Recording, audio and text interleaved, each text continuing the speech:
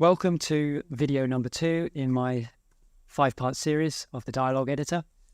So in the previous video, we took a look at the dialogue editor. We toured it. Basically, I showed you what all of the options are and what they do. So if you didn't see that video and you want a refresher on that, please do go watch that. But now let's start taking a look at how to actually build a dialogue. We're going to create a very simple linear dialogue to begin with.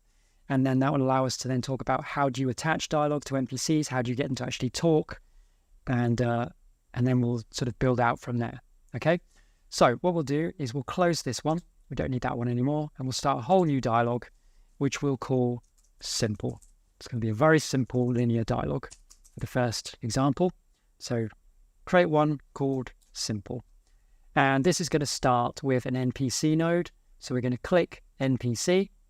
And here we are with our first dialogue. So we're in section 1. That's fine. We're going to leave it as initiating NPC because this is going to be the NPC that we're talking to, that we click on.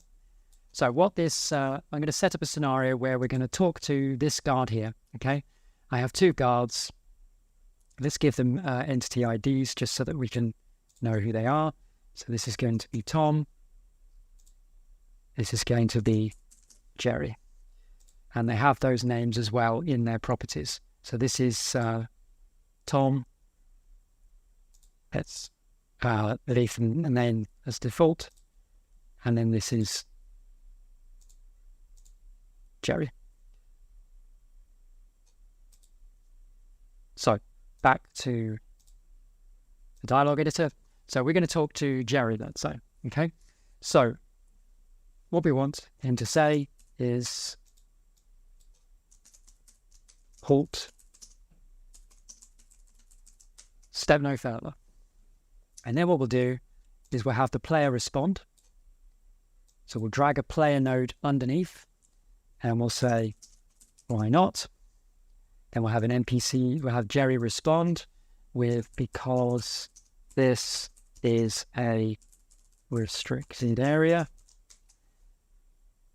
And then we'll add another player response.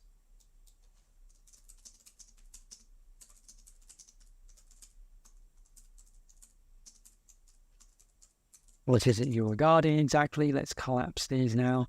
It's time to fill up the screen. Then we'll have an NPC response, which is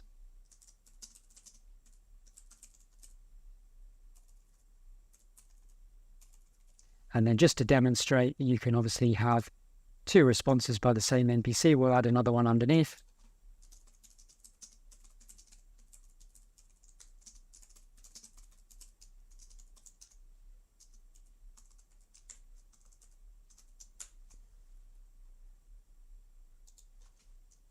Okay, so there's our very simple linear dialogue. So it's literally just NPC, you, NPC, you, NPC, NPC. Okay, and so we'll save that. So now we need to get Jerry to say this particular piece of dialogue. So to do that, what we do is we go to the map editor and we select Jerry with the selection cursor. So make sure you're in select mode. Open up his properties. Scroll down into his behavior settings, and there's 2 places that you can attach dialogues to: when player interacts or when next to player. So if you wanted a character to immediately start talking to you automatically when they are next to you, so that could be useful, for example, if you wanted to script like a cutscene or something where you have a character move towards the player, and then once they're next to the player, it will start dialogue. Then you can set this setting here: when next to player, start dialogue, and then you choose the dialogue file, in this case simple, that you want to have. Okay, in this case though, we're not going to, when next to player is going to do nothing, we're going to set it on when player interacts. So when we click on the guard, start dialogue, in this case simple. Once you've done that, you should see a speech bubble icon appear above the NPC's head in the map editor. That signifies that this NPC has dialogue attached to them. So if you interact with them in game, it will play that dialogue. Okay. So we'll save the map and let's give this a test. So here we are in the game. If we hover our cursor over Jerry, we can see that the cursor has changed into a speech bubble, whereas it doesn't over Tom. That's because we didn't attach the dialogue to Tom. So if we click on Jerry, there we get Jerry's comment, halt, step no further. We say, why not? He says, because this is a restricted area. What is it you are guarding exactly? We're guarding none of your business. Move along now. Okay, so and then that ends the dialogue. And each time we click on Jerry, it's going to basically repeat that dialogue. Okay. Now, obviously, you may not want the dialogue to complete, so watch the next video where we'll cover how to make one-time only dialogue. That's one of the things we'll cover. But for now, let's take a look at player choice, because at the moment, all of our responses are single responses, but we might want the player to choose how they respond to the guard depending on what's been said. So let's go back to the dialogue editor. So here we are back in the dialogue editor. So what I want to do is I actually want to have a choice when the player says, why not? That could be one of the choices, but I want them to say something else. Now, this allows me to bring up the issue that we have now, which is I can't turn this into a choice because that button is not there anymore because there's other dialogue underneath it, and I can't drag a player node over the top. The best thing to do is to make an entirely new section. So just to explain the context of this situation I'm in, I want to turn this into a choice. This why not needs to be a choice rather than a single node. But I now no longer have the ability to turn this into a choice. So I need to now work around that fact. So here's what you can do. Create a new section. You can call this anything you want because essentially it's temporary. So I'm just going to call this temp. Okay. What that allows me to do now is to drag this node into there, and then can drag that node there.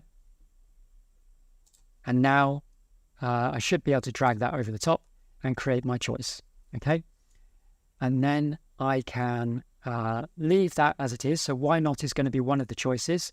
So now what I do is drag these into this choice branch. Okay, so I'm dragging them from here into this choice branch. And I'm going to add my response underneath the NPC's response. So again, it's important to note where this green line is, because obviously where the green line is where it's going to go.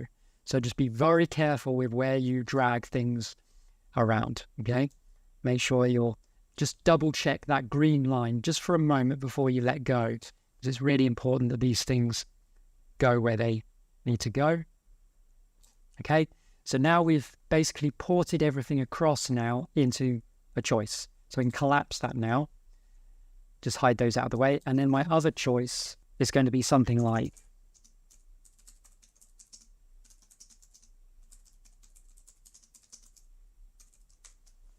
and then we can have the NPC respond with, and again, I just drag the NPC into the branch, okay? Because basically when you have a choice, each choice presents you with a branch. So if I was to add another player choice, for example, each choice has its own branch, you know?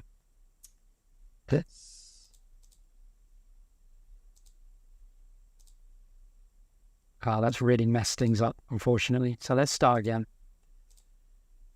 Gonna have to start this all over again. In fact, what I can do is close this and unsave the changes, load it up again. So I probably should have explained first of all how you do choices. So let's just do that first. I'm just going to call this temp. We'll put a player node in.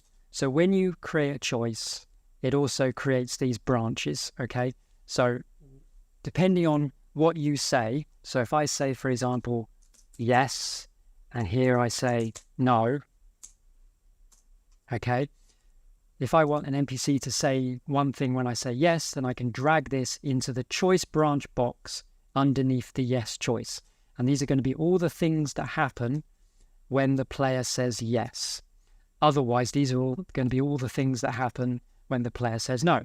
So these are the two branches, the two choice branches. Okay, and you can hide a branch by clicking this minimize button here. So that hides all of choice 1, so I can focus on choice 2, and then I can hide choice 2, show choice 1, etc., etc., etc. Okay, and again, that's what these collapse all buttons are for. We can minimize everything, we can expand everything. Okay, so let's start again. So as I say, I need to convert this into a choice. So to do this again, quickly create a section called temp, and I'm going to drag this into the temp section, drag that into the temp section, turn this into a choice, and then because this is relevant to that choice, this goes into this branch, and then these all go underneath that node because they're all relevant to that particular branch. I can now collapse this choice, get out of the way.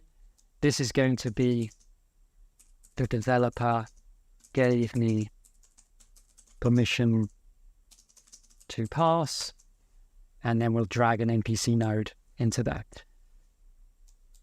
And this is going to say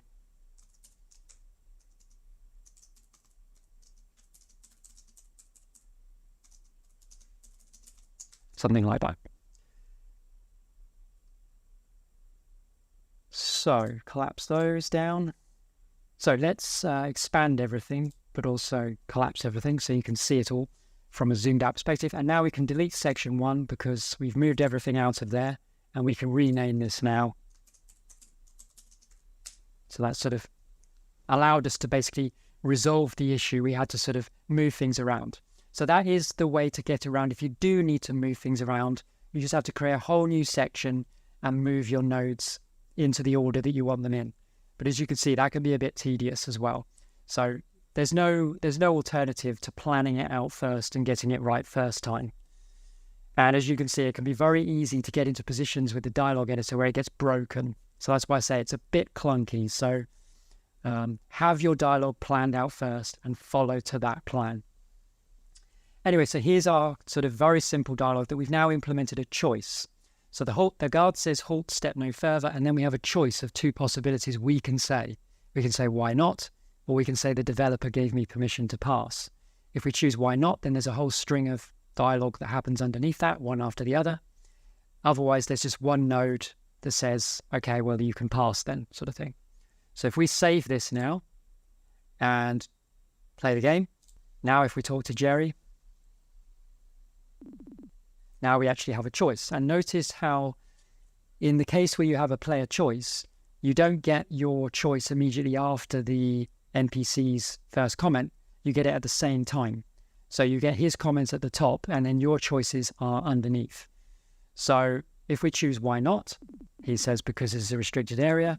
What is it you're guarding exactly? Again, that could be a player choice, you know. We are guarding none of your business, move along. If we talk to him again, we could then choose the other option. Player gave me permission to pass. In that case, on you go.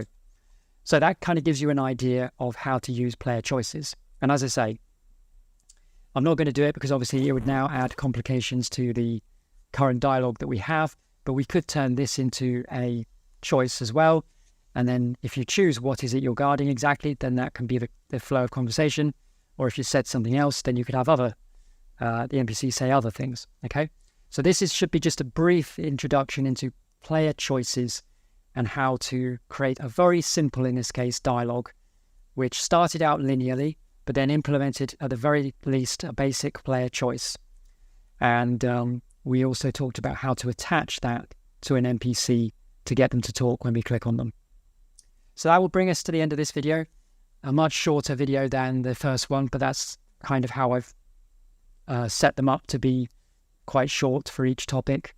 So that will bring us to the end of this one. In the next video, we'll start taking a look at the more complicated side of things. Well, not complicated, but the more involved side of things, as we start taking a look at how to make dialogue do things based on the situation of the game. Like, have we spoken to this NPC before, or have we completed a particular quest, although that kind of stuff's going to come later on. But we'll start taking a look at these condition and script nodes in the next video. Okay, so that will wrap up this video. Stay tuned for the next one.